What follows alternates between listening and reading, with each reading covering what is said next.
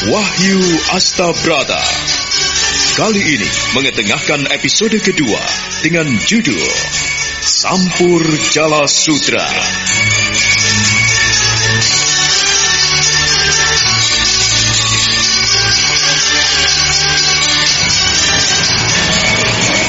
Doran terkejut sekali ketika kera babon besar itu tiba-tiba menyerangnya dengan ganas.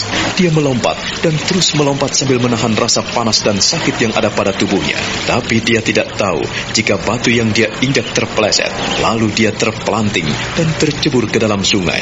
Wulan tidak bisa tinggal diam. Dia segera melompat karena babon mengejar Doran dan ingin berenang di dalam air.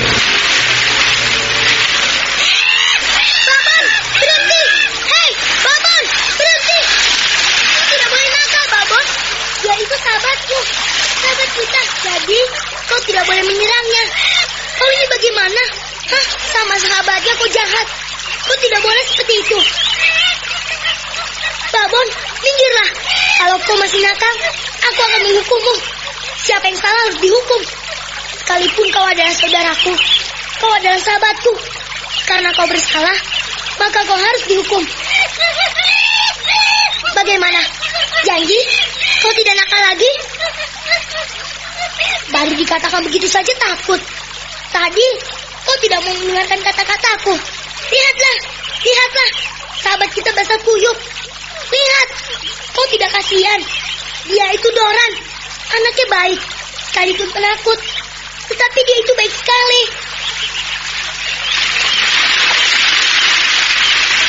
Wulan, mengapa kau biarkan monyetmu menyerangku?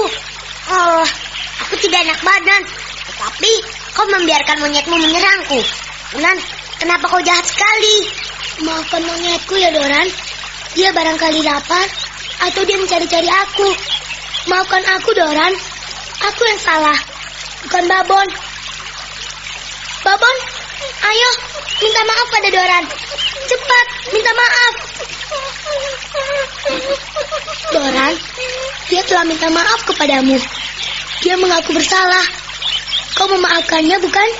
Iya. Babon, Doran telah memaafkan kesalahanmu. Tetapi, ku minta kau jangan mengulangi perbuatan goblok ini ya. Kau jangan nakal. Kau jangan jahat ya. Tahu tidak? Aku ingin kau menurut setiap nasihat yang kusampaikan kepadamu. Kenapa kau bandel sekali, Babon? Ayo, sekarang kita pulang. Doran, maafkan aku ya. Aku harus pulang dulu. Aku akan mengajak pulang Babon. Dia tidak tahu jalan sendiri. Kalau aku tidak pulang, Babon tidak mau pulang. Maafkan aku ya, Doran.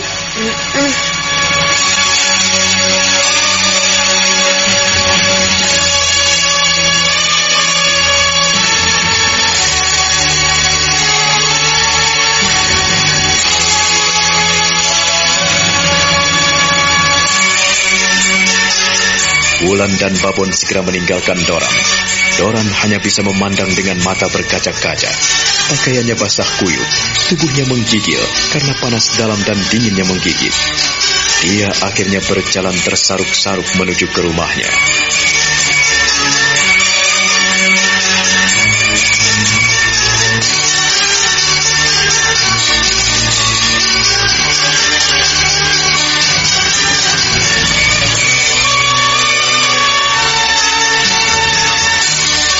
Sementara itu, Sukmo sudah sampai di kuburan Senggrong. Di pemakaman pusara Kiai Senggrong itu, terdapat sebuah cungkup. Cungkup adalah sebuah bangunan kecil, di mana dipergunakan membakar sesaji bagi seseorang. Di dalam cungkup itu, terdapat segumpal besar kemenyan yang habis dibakar.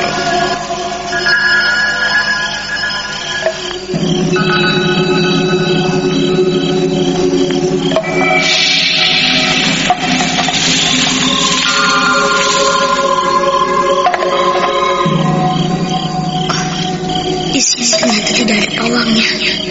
Tetapi kuburan ini persis sekali. Kemenyannya telah menggunung, mengepung ditaburkan di atas pusara itu. Kata orang, pusara ini angker dan winyet. Tidak ada seorang pun yang berani tinggal di sini. Baiklah, aku Aku yang menyepi di sini. Siapa tahu aku akan mendapatkan wangsit darinya.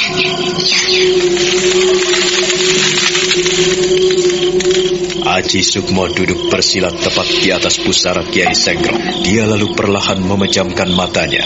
Dia berusaha memusatkan hati dan pikirannya pada satu tujuan, mendapatkan ilmu hening, karena ia ingin menguasai segala sesuatu yang ada di sekelilingnya. Aji Sukmo bersedekap, lalu dia diam dalam keheningan yang mencekam.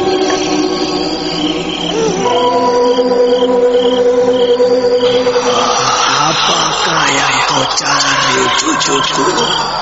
Dalam kehidupan ini tak ada yang lebih berarti selain keheningan dan kesunyian. Tak ada perlunya mengejar sesuatu yang tidak pasti. Lihatlah dan belajarlah dengan apa yang ada di sekeliling daun-daun. Semula ia hanya tunas dan pucuk-pucuk. Lalu ia tumbuh semakin tua sebelum akhirnya menguning dan jatuh berderai di tiup angin. Sebelum akhirnya jatuh ke tanah. Demikian pula terhadap diri manusia. Ia dikandung, lahir, tumbuh dewasa, dan akhirnya pun mati. Ada permulaan, ada pula akhirnya. Ada yang kau cari di sini, anakku? Tak ada yang berarti dalam hidup ini selain awas dan mawas diri.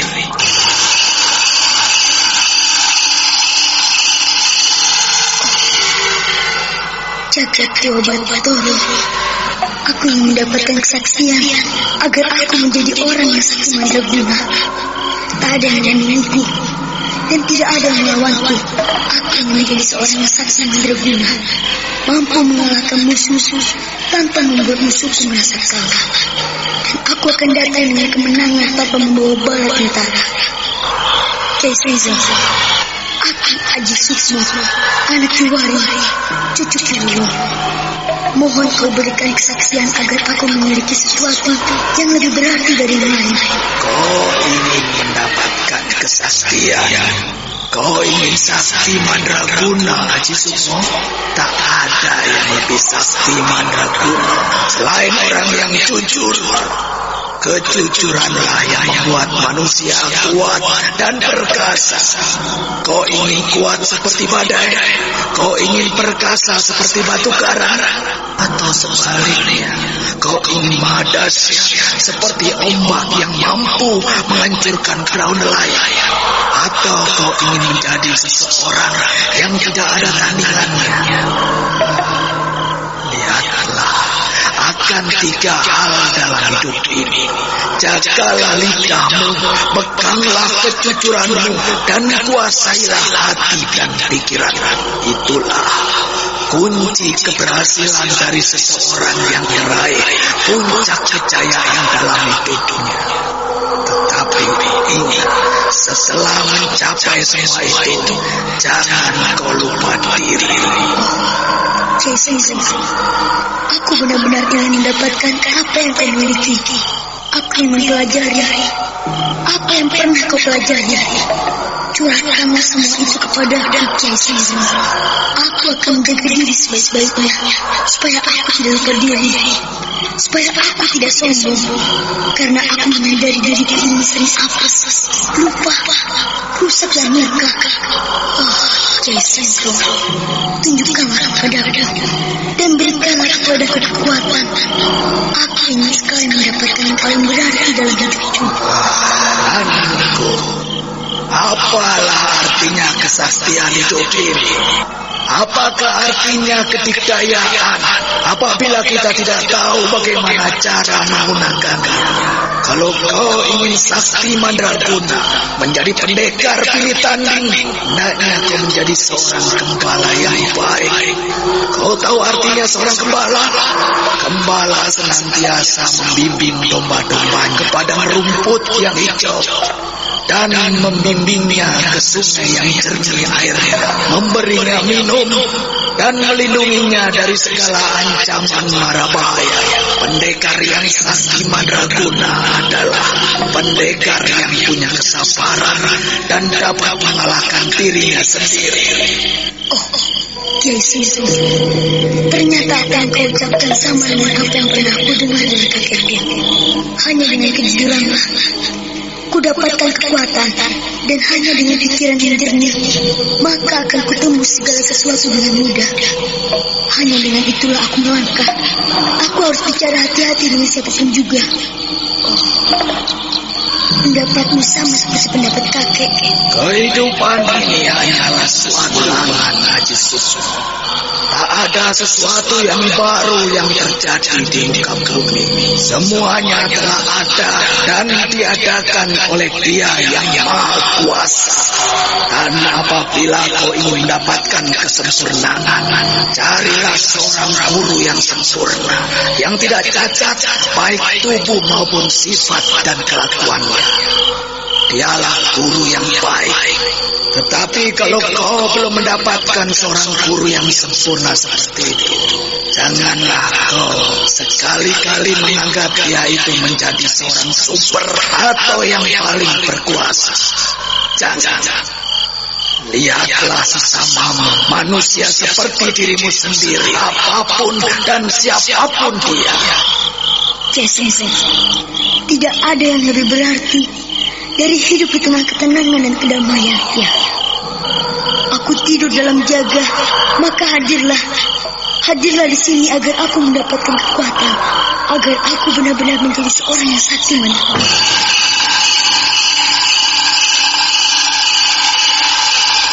Haji Sukmo tetap duduk bersila. Dia memusatkan seluruh hati dan pikirannya. Dia dapat berbicara dan berkata-kata dalam bahasa Sukmanya. Tubuhnya terasa dingin sekali, tetapi dia bisa mengusirnya dengan kekuatan napas yang amat dalam.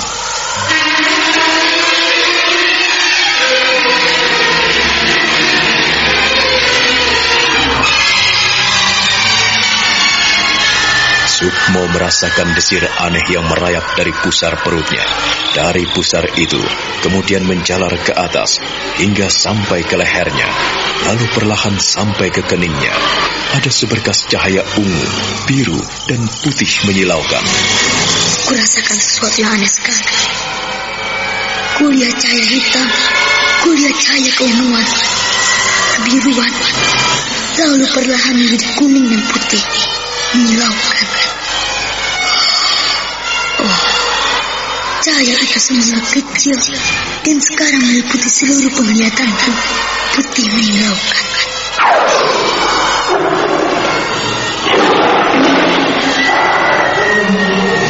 Kulihat seekor harimau raksasa duduk tepat di depanku. Apa yang diinginkannya? Apa? Oh, harimau. Ekornya menibas-nibas, matanya menatap tajam ke arahku. Sekali-kali dia meringis, memamerkan taring-taringnya yang amat tajam. Oh, apa sebetulnya yang terjadi? Kiai Macan, apa yang kau inginkan dariku? Aku di sini hanya ingin mendapatkan jati ningaurit. Aku ingin mendapatkan arti kehidupan yang hakiki. Aku kemari bukan bermaksud jahat. Kalau kau menginginkan aku, makanlah aku. Karena aku telah bosan hidup, bosan dengan apa yang ada di sekelilingku. Ayo, kemarilah. Makanlah aku, dan terkamlah aku. Cabik-cabiklah dagingku yang masih empuk ini. Ayo, jangan meringis dan memamerkan taring-taringmu tanpa bergerak. Aku juga ingin merasakan tajam-tajam cakarmu. Kiai Macan, ayo, kemarilah. Mengapa kau hanya menggeram, harimau? Kiai Macan, ayo, terkamlah aku. Tidak gampang mencabik-cabikmu, anak muda Haji Sukmo. Aku berkenan dengan kehadiranmu. Kau ingin agar aku menerkammu? Itu tidak mungkin, Haji Sukmo. Kau adalah anak yang baik. Kau adalah witing budi pekerti. Kau adalah benih kehidupan ini. Terimalah ini, Nger. Terimalah ini.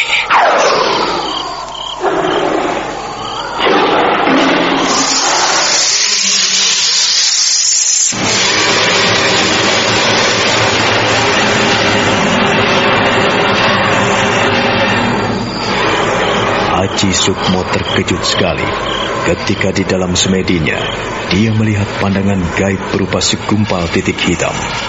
Kemudian sinar itu berubah menjadi ungu, biru, kemudian berubah menjadi kuning menyilaukan, bahkan menjadi putih, memenuhi pandangan mata batinnya.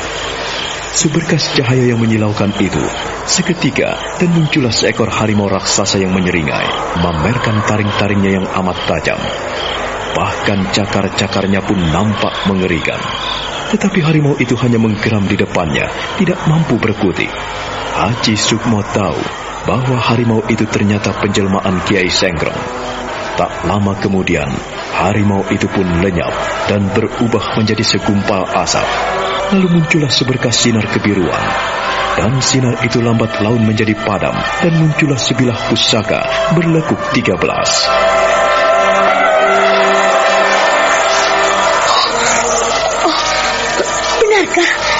Benarkah? Oh, pusaka apa ini? Oh, sebuah keris pusaka berlekuk 13.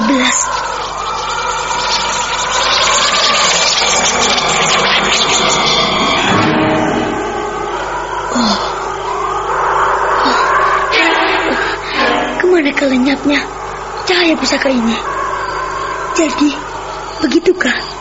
Cahaya pusaka berwarna hijau kebiruan. Dan pusaka ini berubah wujud menjadi seekor harimau besar. Jadi ini kayak menjadi penunggu kuburan Senggrong. Oke, Senggrong, kau ternyata memiliki pusaka andalan. Dan kuburan ini ditakuti oleh banyak orang karena penjelmaan dari pusakamu ini. Haji Sukmo, pelihara pusaka itu sebaik-baiknya.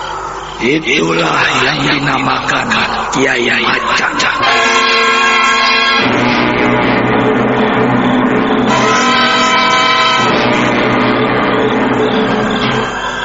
Kiai Macan, nikah Kiai Macan. Mengapa sejak dulu orang tidak tahu bahwa di sini ada senjata pusaka seperti ini? Kiai Senggrong, untuk apakah senjata seperti ini? Aku tidak membutuhkannya. Kata kakeknya, seorang pendekar pantang untuk menyakiti sesamanya, apalagi membunuh lawannya. Tidak, aku tidak membutuhkan senjata seperti ini, Kiai Senggrong. Memiliki senjata bukan untuk menyakiti dan melukai sesamamu, Haji Sukmo. Memiliki senjata untuk berjaga-jaga diri, agar sewaktu-waktu jika kita memerlukannya, kita tidak kebingungan. Pendekar dan senjatanya ibarat nyawa dan tubuh kita. Pendekar tanpa senjata sama halnya tubuh tanpa nyawa. Sama halnya kita tidak mampu berbuat apa-apa. Tidak, aku tidak mau menggunakan senjata apapun. Aku tidak mungkin menggunakan senjata tajam. Aku tidak mau, Kiai. Haji Sukmo, aku melihat dirimu akan menjadi seorang yang besar, sakti mandraguna. Sekalipun kau tidak membutuhkan pusaka ini, tetapi peliharalah. Barangkali kelak kau akan mendapatkan yang lebih berarti. Aku ingin agar Kiai Macan ini kau pelihara sebaik-baiknya. Aku tidak mau, Kiai. Aku tidak mau. Percuma aku menyimpan senjata. Percuma aku menyimpan pusaka. Bila akhirnya di kemudian hari ku ketahui pusaka itu palsu, seperti pedang kangkam yang kuterima dari kakekku, ternyata telah dicuri orang dan diganti dengan yang palsu. Aku tidak mau menggunakan apapun. Maafkan aku apabila tidak bisa memelihara Kiai Macan ini. Segampang itu kau tolak pemberianku. Lalu untuk apa kau tidur dan menepi di sini, Haji Sukmo? Apa yang kau lakukan di sini? Apabila kau tidak mengenakinya, janganlah kau di sini. Pergilah, bangkit dan tinggalkan tempat ini. Kiai, kau...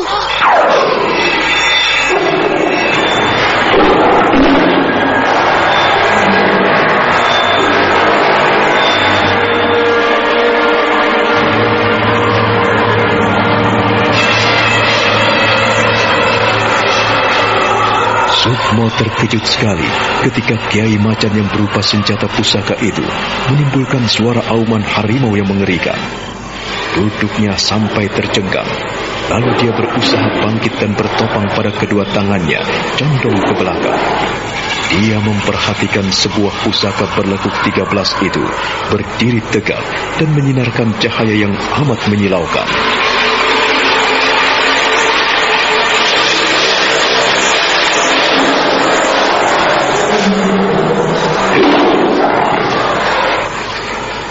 Kiai Macan, maafkan aku. Aku mungkin tidak bisa memeliharamu karena aku belum membutuhkanmu. Tapi baiklah, karena Kiai Senjong memaksaku, kau akan kubawa.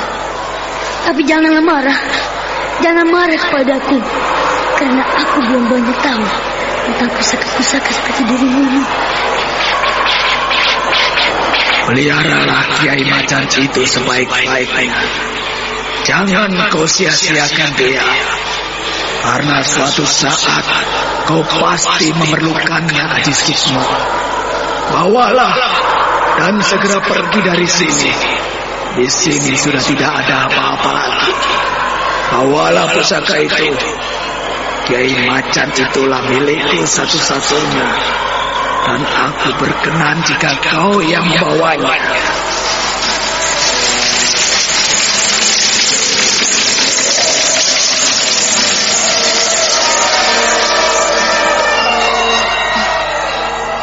Terima kasih Kiai Senjong. Terima kasih. Ternyata kau memperhatikan diriku. Baiklah.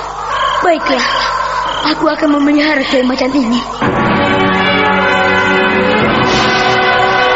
Sukmo kemudian bangkit dari duduknya. Dia menimang pusaka yang cukup berat yang berlekuk 13 itu. Pusaka Kiai Macan itu dia selipkan di balik bajunya. Lalu dia berjalan meninggalkan kuburan Kiai Sengrong. Dia mencari tempat-tempat keramat dan gaib yang dianggap sangat wingit untuk mendapatkan sesuatu untuk menambah kekuatannya.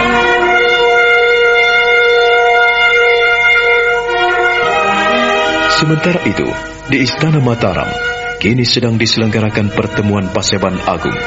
Pada saat itu, diadakan tataran bagi Pangeran Puger. Pangeran Puger, setelah beberapa saat lamanya tidak menyukai Raden Mas Jolang yang diangkat sebagai Raja Mataram, kini menghadiri Paseban Agung sebagai Bupati Demak. Raden Mas Jolang yang telah duduk di singgasana Istana Mataram itu memandang saudara-saudaranya yang duduk berderet di samping kanan dan kirinya. Dia sangat menghormati mereka yang tidak disuruh duduk di depan tahtanya, tetapi mereka mendapatkan tempat yang cukup terhormat di kanan kiri. Dia memandang saudara-saudaranya dengan tersenyum. Duduk di sebelah kanannya, Pangeran Puger, Pangeran Purboyo, Pangeran Pringgoloyo, Pangeran Jumina, Putri Brangti, Putri Brangsi, dan para sesepuh Istana Mataram. Duduk pula di sana Adipati Mondoroko dan Pangeran Mangkubumi mendampingi mereka. Saya ucapkan terima kasih karena semuanya mau menghadiri acara ini. Dalam Paseban Agung yang lalu, kita telah menunjuk Kang Mas Puger untuk menduduki jabatan yang kosong di Demak Bintoro. Pada saat ini, Paman Gending yang selama ini menduduki jabatan sementara di Demak Bintoro masih setia untuk mendampingi Kang Mas Puger. Paman Gending, hamba Kanjeng Sinuwun, saya mengucapkan banyak terima kasih atas pengabdianmu selama ini, di mana kau telah bersedia menduduki jabatan yang kosong di Demak Bintoro. Saya secara pribadi sangat terharu atas pengabdianmu. Dan saat ini setelah Kang Mas Puger sebagai Bupati Demak Bintoro dan Paman Gending berdiri selaku pepatih bersama Paman Tondonegoro di Demak, pasti mendapat kemajuan-kemajuan. Terima kasih Kanjeng Sinuwun, terima kasih Kanjeng Prabu. Hamba mengaturkan beribu terima kasih atas kepercayaan yang Kanjeng Prabu serahkan kepada hamba. Saya minta Paman Gending senantiasa memberikan keterangan kepada kami. Hamba Kanjeng Sinuwun. Dan sekarang yang menduduki jabatan kosong di Demak Bintoro itu adalah Kang Mas Puger. Kang Mas Puger. Iya, Adik Jolang. Bagaimana Kang Mas Puger? Setelah kutunjuk sebagai Bupati Demak Bintoro, saya harapkan Kang Mas bisa memimpin Demak Bintoro sebaik-baiknya. Tentu saja dengan rencana-rencana di luar yang pernah dilakukan Paman Gending selama ini. Dan semuanya ada di tanganmu. Terima kasih, Adik Jolang. Semoga jabatan itu sesuai dengan apa yang kau harapkan, sesuai dengan apa yang kau inginkan. Bagaimanapun juga Demak adalah masih di bawah kekuasaan Mataram. Dengan Demak ada di tanganmu, artinya kita bisa saling kerjasama untuk menanggulangi hal-hal yang akan terjadi. Kita pun bisa memiliki perisai untuk menghadapi tantangan, ancaman, hambatan, dan gangguan, khususnya dari luar. Sebab banyak sekali para pemberontak yang berlabuh di pantai Jepara. Ini yang perlu saya tekankan di sini. Kang Mas Puger harus bertindak sebijak mungkin. Iya, Adik Jolang. Kuucapkan banyak terima kasih karena kau telah mempercayakan Demak Bintoro ke tanganku. Aku akan berusaha memerintah sebaik-baiknya. Aku baru memulainya. Terima kasih atas segala rencana dan usahamu, Kang Mas Puger. Untuk itu saya minta Eyang Mondoroko memberikan sedikit nasihat pada kami, di mana Eyang Mondoroko sendiri yang cukup banyak mengerti tentang Demak Bintoro. Silakan, Eyang Mondoroko. Adipati Mondoroko atau Ki Ageng Juru Mertani bangkit dari tempat duduknya, lalu menghaturkan sembah pada Kanjeng Prabu. Eyang Mondoroko memandang seluruh yang hadir di tempat itu. Dia begitu gagah dan berwibawa. Sekalipun dia sudah nampak tua, sorot matanya amat tajam, bagaikan mata Raja Wali.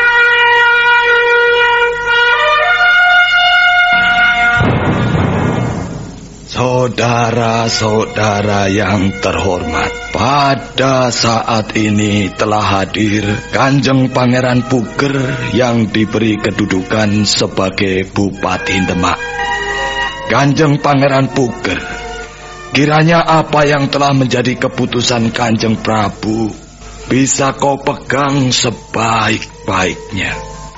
Aku sebagai orang tua tidak bisa memberi apa-apa selain sedikit pesan bahwa Demak Bintoro merupakan tempat yang sangat strategis sebagai pintu gerbang kerajaan Mataram. Demak Bintoro adalah sumber upeti dan pajak dari pelabuhan Jepara. Dan dari Demak Bintoro itu pula seringkali masuk para penjahat, para perompak laut, dan para bajak laut.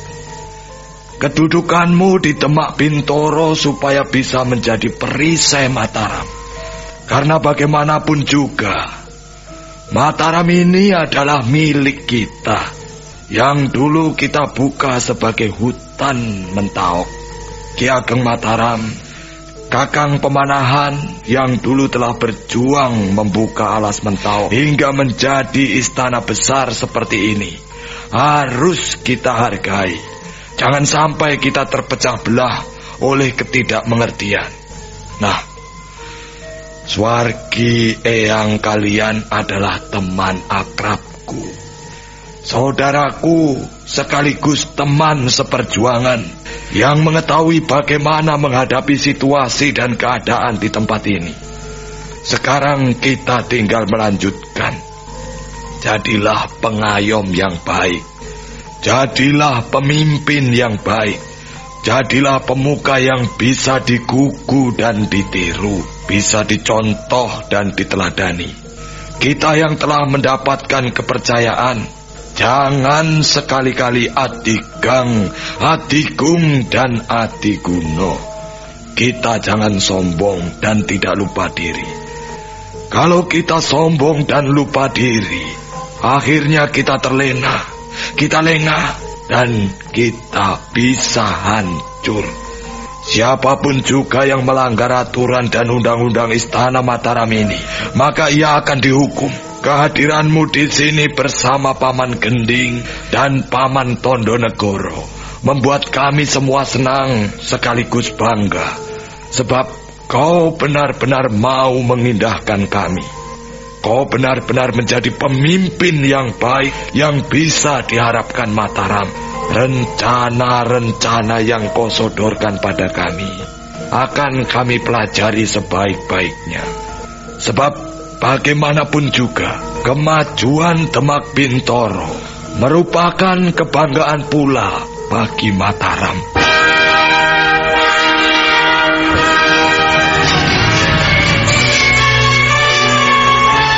Beberapa saat lamanya Eyang Mondoroko diam. Dia memandang Kanjeng Prabu Nyokrowati, lalu memandang para pangeran yang duduk di sisi kanan kiri. Mereka nampak simpati pada Eyang Mondoroko.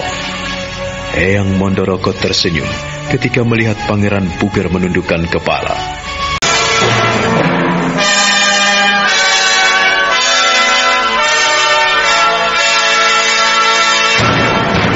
Pangeran Puger hadir sebagai adipati di Demak Bintoro. Hatinya sedikit lega karena Raden Mas Jolang memperhatikan dirinya. Namun dalam hati kecilnya, dia tidak enak karena dia menangkap sinar mata Eyang Mondoroko menghunjam padanya. Lalu dia pun menunduk. Semua yang hadir tidak berani memandang ke ruang Paseban Agung bagian depan, di mana Adipati Mondoroko memberikan wejangan-wejangannya, rencana-rencana besar untuk Demak Bintoro yang dibawa Pangeran Puger masih dipegang erat-erat. Selama Kakang Pemanahan memegang Mataram ini, ia cukup bijaksana dalam menghadapi bawahan-bawahannya. Demikian pula saat Mataram menjadi besar di bawah anakku Senopati. Perjalanan almarhum sungguh luar biasa. Akulah saksinya, akulah manusia 3 zaman yang masih diperkenankan menyaksikan anak cucuku menduduki tahta ini. Untuk itulah, aku tidak ingin kalian macam-macam. Jika Raden Mas Jolang cucuku telah duduk di singgasana ini, janganlah menjadi ganjalan buat kalian yang merasa lebih tua. Puger, Pringgoloyo, Joyorogo, Juminah, Brangti dan Brangsih. Jangan kalian iri, jangan kalian merasa dikecilkan. Sebab bagaimanapun juga, kalian adalah orang-orang penting di Mataram ini. Kalian adalah orang-orang yang mendapatkan kepercayaan penuh mengatur dan gulawentah Mataram ini. Eyang tidak suka apabila di antara kalian ada yang berselisih paham. Jangan sampai ini terjadi. Yang lebih penting sekarang adalah bagaimana sekarang ini kita menciptakan suasana yang damai dan sentosa, adil dan makmur. Kita harus menegakkan keadilan dan kebenaran. Apa yang sudah menjadi keputusan almarhum Romomu, jangan dilecehkan, jangan diabaikan. Jolang sudah ditunjuk sebagai raja di Mataram ini adalah sesembahan seluruh kaula Mataram. Eyang tidak suka apabila melihat kalian berselisih paham. Nah, Eyang tidak ingin perpanjang lebar ngomong ke sana kemari pada kalian. Karena kalian semua sudah dewasa. Untuk itu, kumohon Kanjeng Pangeran Mangkubumi sudi membacakan tatanan yang diperlukan bagi Kanjeng Pangeran Puger sebagai Bupati Demak. Ia membawa rancangan-rancangan besar untuk masa depan Demak agar tidak terjadi kesalahpahaman. Ku minta semuanya perlu tahu wewaler Mataram. Silakan Kanjeng Pangeran Mangkubumi.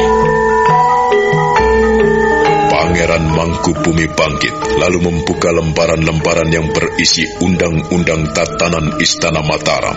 Beliau membuka, lalu membacanya perlahan-lahan. Ini adalah undang-undang dan aturan yang berlaku di Istana Mataram mengenai tata pemerintahan. Yang pertama, Sang Prabu Panembahan Nyokrowati mempercayakan sepenuhnya Kadipaten Demak Bintoro kepada Kanjeng Pangeran Puger. Kedua, Kanjeng Pangeran Puger diperkenankan untuk memimpin dan Engkuluwentah di wilayah Demak Bintoro sebagai raja kecil bawahan Istana Mataram. Sebagai daerah kadipaten, maka dikenakan kewajiban-kewajiban antara lain sebagai berikut. Setiap musim panen, Demak Bintoro dikenakan pajak ulu wetu atau hasil bumi. Juga senantiasa diperlukan untuk membantu uang kerik aji atau uang biaya untuk membayar tenaga kerja bagi raja. Hadiah makanan untuk lurah juga diserahkan pada bupati. Sumbangan untuk pesta poso dan mulut. Pajak rumah dan sumbangan untuk hadiah perkawinan putri raja. Peraturan-peraturan lebih lanjut bisa dibaca sendiri di dalam piagam ini yang dikeluarkan oleh Kanjeng Prabu Panembahan Nyokrowati. Demikian sedikit isi piagam yang perlu saya sampaikan. Untuk lebih lanjut bisa dipelajari dalam piagam ini. Dan jika dalam rancangan-rancangan Kanjeng Pangeran Puger sebagai Bupati Demak ada yang tidak sesuai dan dengan terpaksa tidak disetujui, kami harapkan jangan sampai terjadi kesalahpahaman. Semuanya harus dirundingkan dan dimusyawarahkan. Terima kasih.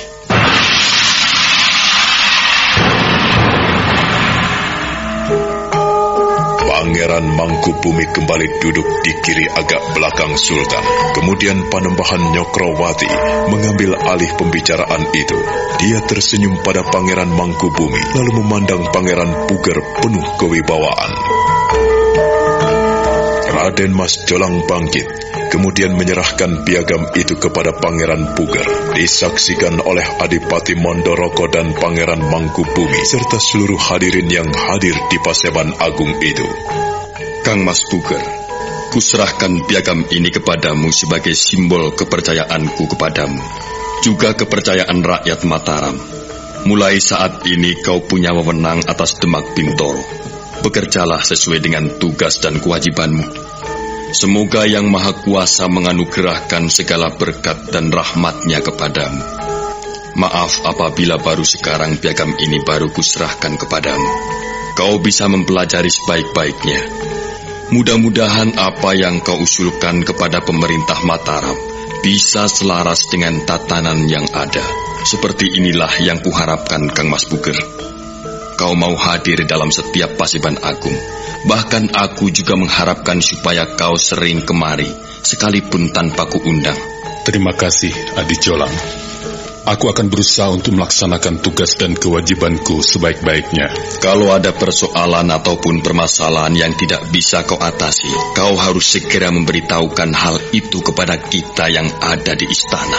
Sebab bagaimanapun juga, kita harus saling bahu-membahu, saling membantu memecahkan persoalan dan permasalahan yang ada. Paman Gending? Iya, Kanjeng Prabu. Terimalah piagam ini sebagai penghargaan dari pemerintah Mataram, karena kau telah bertugas dengan baik selama Kadipaten Demak Bintoro dalam keadaan kosong. Kami berterima kasih sekali atas segala pengorbanan, perjuangan, dan pengabdianmu. Terimalah piagam ini. Terima kasih, Kanjeng Prabu. Terima kasih, Kanjeng Sinuwun.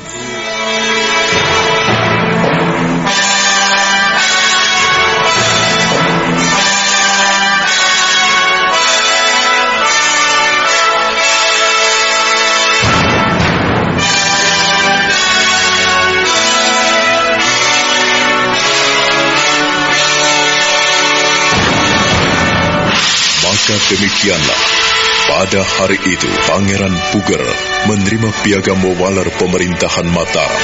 Adipati Gending yang diangkat sebagai bupati juga menerima piagam penghargaan dari Sang Prabu.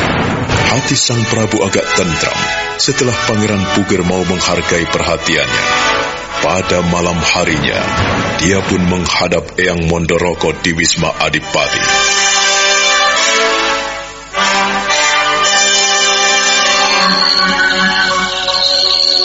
Setelah kita beri kepercayaan sebagai bupati, nampaknya ia agak lega. Tetapi kita jangan lengah. Apabila ia masih macam-macam, kita harus bertindak tegas kepadanya. Itu sudah pasti, Eyang. Kita tidak boleh membiarkan orang-orang yang semaunya saja. Aku sendiri menjadi heran bahwa apa yang telah kita rencanakan, apa yang telah kita pikirkan selama ini, diabaikan begitu saja oleh Kang Mas Puger. Tetapi dengan kita tunjuk sebagai bupati, dia nampaknya bisa merubah sikapnya. Ia segera datang ke Mataram dengan segudang rencananya. Eyang hanya bisa berpesan kepadamu, Ger. Apapun yang terjadi, itu merupakan tugas dan kewajibanmu sebagai raja, sebagai pemimpin, sebagai bapak. Artinya, kau harus memimpin, mengarahkan sekaligus menjadi pengayom. Sekalipun Kang Mas Puger itu lebih tua darimu, tetapi dia ada di dalam genggamanmu. Kau harus benar-benar bisa mengarahkannya. Kalau tidak, bisa hancur. Ingat, sebelum kau tunjuk sebagai bupati, ia tidak mau sebo, bukan? Tapi setelah kau pilih sebagai Bupati Demak, dia begitu dekat dan ingin mempengaruhimu. Aku juga melihat hal-hal yang kurang berkenan di hatiku, Eyang. Kakang Joyorogo nampaknya juga kurang menyukai bahwa Kang Mas Puger ku angkat menjadi bupati di Demak. Jangan terlalu kau pikirkan, Ger. Eyang akan menghadapi. Pamanmu Mangku Bumi pun akan dandani jika mereka macam-macam terhadap Mataram. Kang Mas Puger itu merasa malu karena harus sowan di depan tahta adiknya, di depan tahtamu, Ger. Nah, padahal Eyang melihat kebijaksanaanmu, di mana kau sediakan tempat duduk di samping kanan dan samping kirimu berderet untuk kakak-kakakmu dan untuk adik-adikmu. Aku hargai sekali kebijaksanaanmu itu. Ya, ternyata Sang Hyang Surya telah berdiam di hatimu. Kau tak lebih dari Kanjeng Ramamu yang cukup bijaksana dalam menghadapi masalah. Ya, Eyang bangga padamu, Ger. Dan Ramamu tidak salah untuk memilihmu menggantikannya. Terima kasih, Eyang. Terima kasih, karena Eyang senantiasa menunjukkan sesuatu yang berarti dalam hidup saya. Saya akan berusaha menjadi pemimpin yang baik, menjadi pemuka dan pengayom seluruh rakyatku. Ya, memang itulah, Ger. Menjadi pemimpin itu tidak gampang. Kita dituntut untuk arif dan bijaksana. Kita dituntut untuk menjadi seorang bapak. Kau tahu, tugas seorang bapak itu tidak ringan. Ia harus bisa menjadi teman. Ia harus bisa menjadi sahabat. Ia harus bisa menjadi saudara. Ia harus menjadi kawan dari istrinya. Sebaliknya, ia harus bisa menjadi pemuka, pemimpin, dan pengarah, serta pengayom bagi anak-anaknya dan istrinya. Kau masih muda, tetapi aku yakin wahyuning budi pekerti ada padamu. Kau cukup bijaksana dalam menghadapi segala hal, seperti Sang Hyang Bathara Surya. Kau seperti Sang Hyang Bathara Condro, Wahyu Astabrata. 8 kebajikan kiranya telah tertanam di dalam hatimu, Ger. Semoga saja dalam pemerintahanmu ini rakyat Mataram menjadi senang, Gemah ripah loh Jinawi, toto tentrem Kertoraharjo. Mataram menjadi subur makmur, damai sejahtera, dan bebas dari segala mara bahaya. Raden Mas Jolang berdiri terpaku memandang Cakrawala malam. Eyang Mondorogo mendekatinya dan memandangnya dengan senyum kebanggaan, di mana cucunya kini tumbuh menjadi seorang lelaki yang bijaksana di dalam menghadapi persoalan. Lalu bagaimana dengan Kang Mas Purboyo, Kang Mas Joyorogo, Kang Mas Jumina, dan Kang Mas Pringgoloyo, Eyang? Kau tidak perlu khawatir terhadap mereka, sebab mereka telah mengemban tugasnya masing-masing di istana ini. Kau jangan takut, masih ada Eyang dan masih ada pamanmu. Tetapi lebih dari semua itu, yang penting adalah kau memegang teguh apa yang telah menjadi kewajibanmu sebagai orang utama di Mataram ini. Pandanglah ke langit. Di sana ada surya, ada bulan, ada bintang. Dengan memandang ke langit, maka kau akan berpikir seluas langit. Dan kebijaksanaanmu tidak akan pernah mengecewakan orang-orang di sekelilingmu. Ayo, mari ikut Eyang. Adipati Mondorogo mengajak Raden Mas Jolang ke dalam biliknya. Di sana dia mengeluarkan beberapa gulungan rontal. Kemudian dia menaruhnya di atas meja, membukanya lebar-lebar di hadapan Raden Mas Jolang. Dia tersenyum pada sultan muda itu. Dia menggelar beberapa serat lama peninggalan kerajaan Majapahit. Kitab apakah itu, Eyang? Nampaknya menarik sekali. Ini adalah kitab Megotontro, Nger. Kitab ini berisi tentang kisah cinta seorang Betoro Mego yang memberontak terhadap Betoro Tontro adiknya. Istana Kahyangan geger oleh ulah Betoro Mego. Mengapa Betoro Mego memberontak, Eyang? Betoro Tontro dipilih oleh ayahnya untuk menggantikan kedudukannya di Kahyangan Suroloyo. Nah, Betoro Mego ini yang merasa lebih tua memberontak, tidak rela atas pemilihan Betoro Tontro. Bagaimana kisahnya, Eyang? Begini loh, Nger.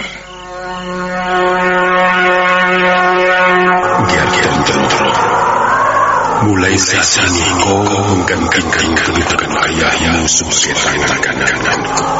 Untuk itu kau tidak boleh seenaknya sendiri tidak bicara, bertingkah laku, maupun melakukan apa saja.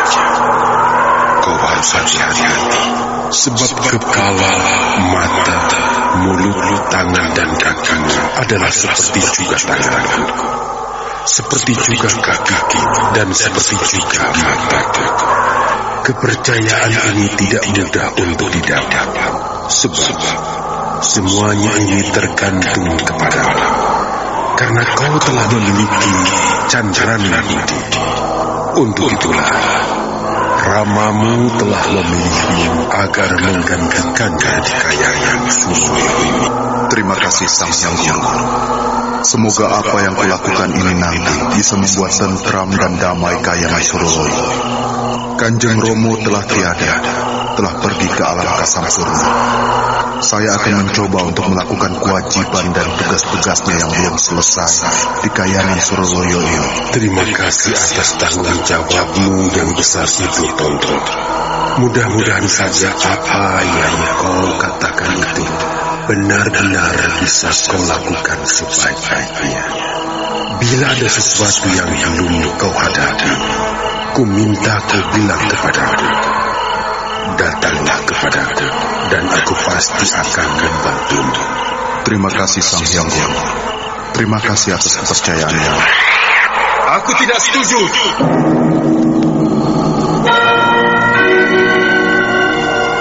Mego, mengapa kau datang kemari tanpa kuminta dan tanpa kuundang? Sang Hyang Guru, aku mohon keadilan. Aku adalah lebih tua daripada Tontro.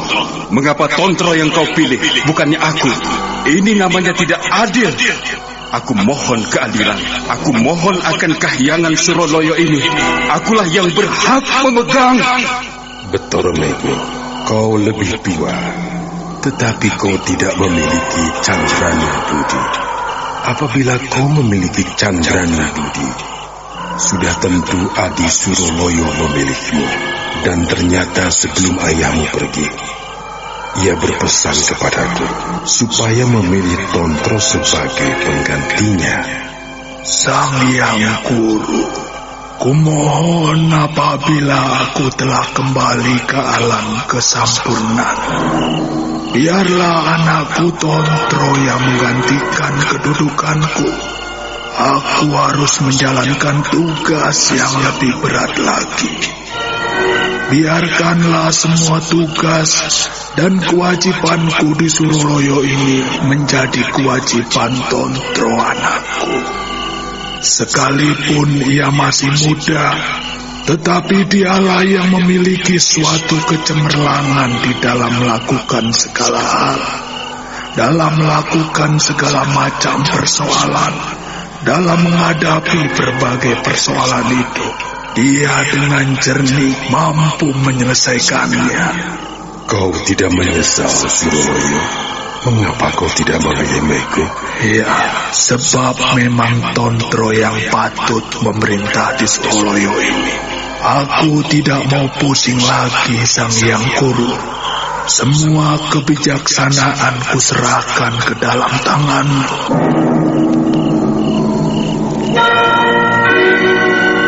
Sang Hyang Guru, itu namanya tidak adil. Aku tetap memohon keadilan kepadamu. Bukankah kau yang memiliki wewenang dan kekuasaan di sini? Untuk itulah, aku mohon keadilan. Kakang Mego, seandainya kau menginginkan kedudukan di Suroloyo ini, baiklah, kuserahkan semuanya ini kepadamu. Kalau kau menghendaki kedudukan Kanjeng Romo di sini, aku rela melepaskannya. Tontro, kau tidak bisa berkata seperti itu. Sabdo Pandito Ratu, apa yang telah diucapkan oleh Kanjeng Ramamu Suroloyo sudah menjadi hukum dan menjadi peraturan yang ada di sini.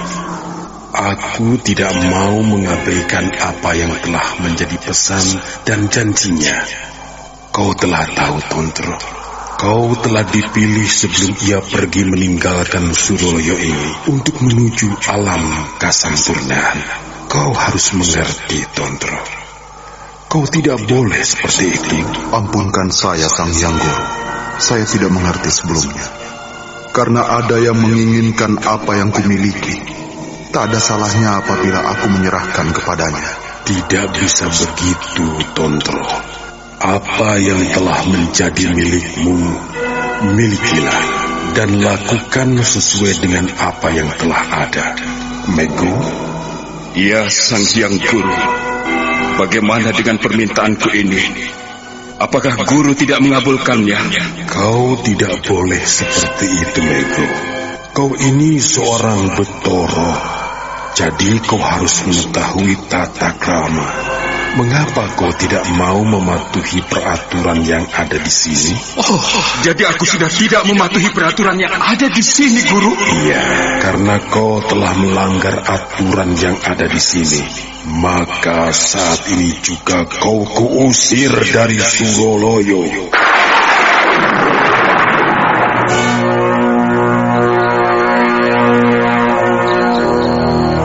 Kanjeng Sultan mengangguk-angguk.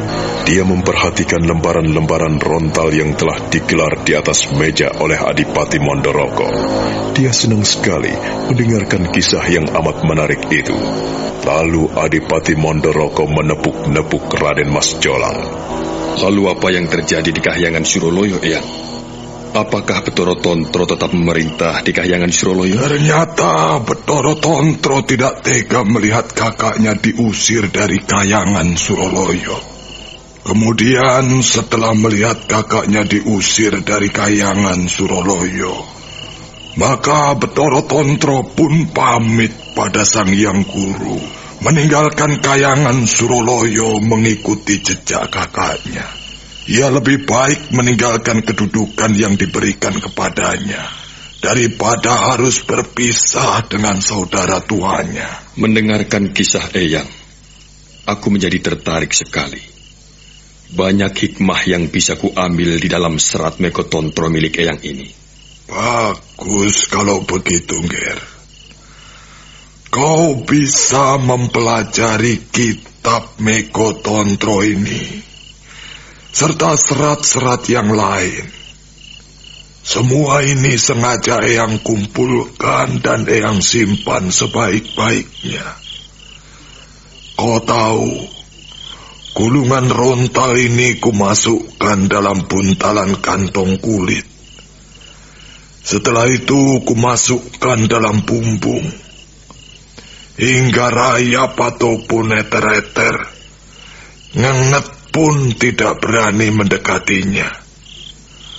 Sebab di dalam bumbung ini telah kutaburkan rempah-rempah yang telah kuhaluskan. Karya sastra itu amat berharga sekali, Eyang. Kisah Mekotontro ini membuatku berdebar-debar. Begitu, Ger. Iya, Eyang. Kejadian ini bisa juga kualami di sini. Ger, cucuku. Iya, Eyang.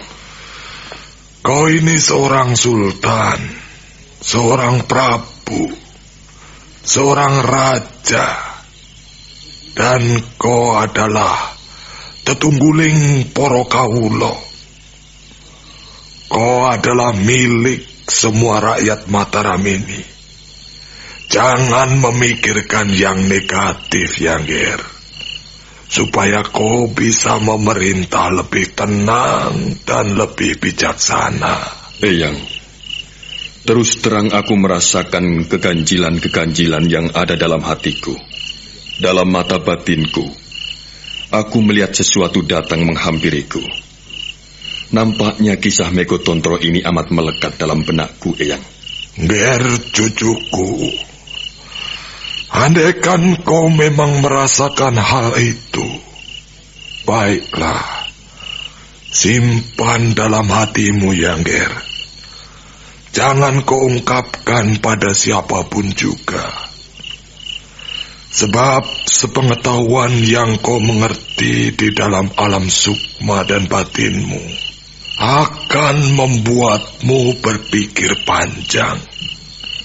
Apabila kisah Mekotontro ini benar-benar terjadi di Mataram, coba hadapilah dengan bijaksana. Aku menjadi sedih memikirkan saudara-saudara tuaku, Eyang. Mereka nampaknya juga tidak puas dengan kedudukanku sebagai raja di Mataram ini. Aku melihat ketimpangan-ketimpangan di dalam langkah dan tutur kata mereka. Kang Mas Puger misalnya. Ketika kutunjuk sebagai bupati di Demak, kulihat matanya berbinar-binar dan ia senang sekali. Esok paginya, ia langsung pergi ke sana. Eyang tidak merasakan keganjilan itu. Lalu dalam waktu singkat, ia mau menghadapku di Mataram. Dan ketika kita serahkan piagam kepadanya, ia nampak girang sekali. Yang ini terlalu tua untuk melihat hal-hal seperti itu. Keserakahan, ketidakpuasan, kelaliman.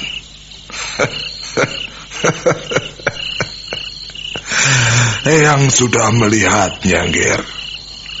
Sejak zaman Mojopahit sampai zaman Demak Bintoro, juga pada masa pemerintahan pamanmu di Pajang, Eyang sudah tahu sejauh mana kelaliman, ketidakpuasan, dan kemurkaan senantiasa menyelimuti hati dan hidup manusia.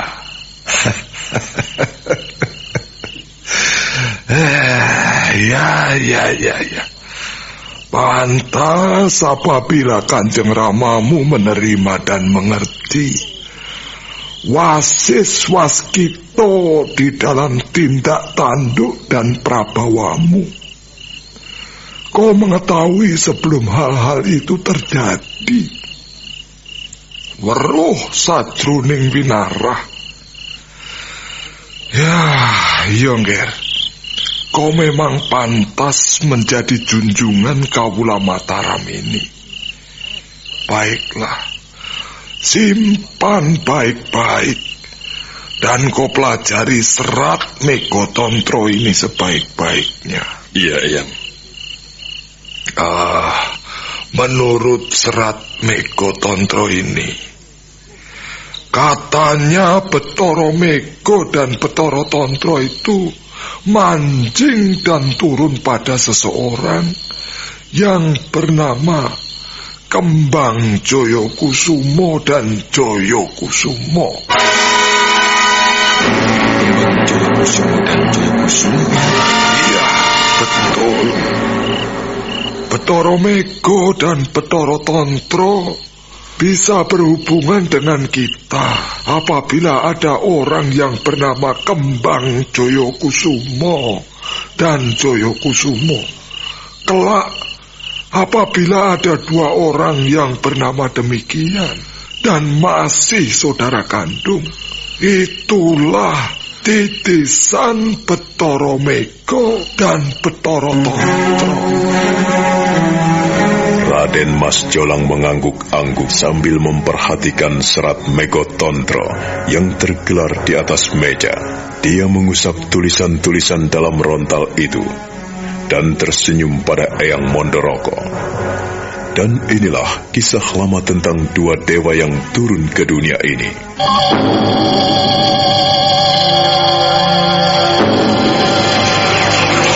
Malam itu, di pelataran Goa Teratak, telah duduk dua orang gagah perkasa dan tampan. Keduanya mengenakan pakaian serba hitam. Mereka duduk bersila berhadap-hadapan. Mereka tak lain adalah Kembang Joyokusumo dan Joyokusumo. Mereka adalah saudara kakak beradik yang mengharapkan kehadiran Dewi Jin.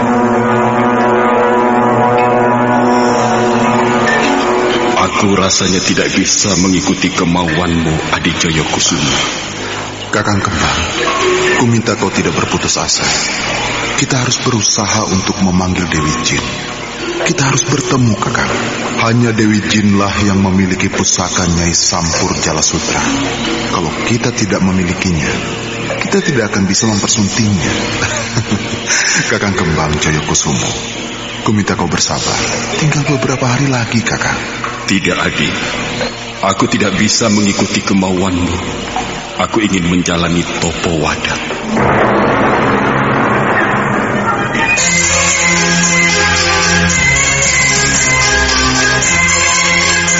Kembang Joyokusumo perlahan-lahan bangkit dari duduk bersilanya. Joyokusumo, adiknya, hanya diam. Tetap bersila sambil memejamkan matanya, membiarkan kakak kandungnya meninggalkannya seorang diri. Joyokusumo berharap dia bisa menemui Dewi Jin untuk mendapatkan selendang atau sampur Jalasutra, di mana pusaka itu merupakan pasangan sakti Kiai Pedang Kangkam yang kini telah ada dalam genggaman tangannya. Nah, berhasilkah mereka? Saudara pendengar, silakan menunggu seri berikutnya dalam serial Wahyu Astabrata ini. Sampai jumpa.